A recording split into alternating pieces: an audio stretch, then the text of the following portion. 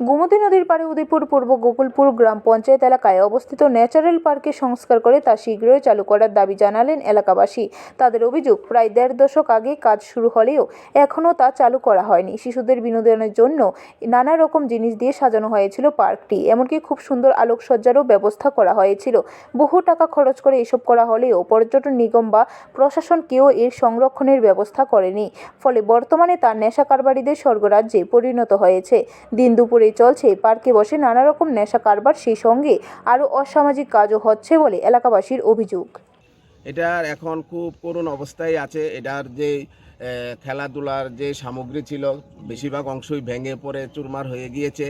এবং এখানে প্রথমে বলতে গেলে এটা অনেক দিন ধরে এভাবে পড়ে রয়েছে। আমরা পর্যটন দপ্তরের কাছে দাবি জানাবো যাতে এখানে একটা সায়েন্স সিটি রয়েছে, তার পাশেই যেই পার্ক রয়েছে, এই সায়েন্স সিটিতে যখন পর্যটকরা আসবে তারপর এই পার্কের মধ্যে পিকনিক স্পটে পরিণত হবে। আর তার ফলে কি হবে, সরকারের একটা রেভিনিউ আদায় হবে এবং গ্রামও ডেভেলপড হবে।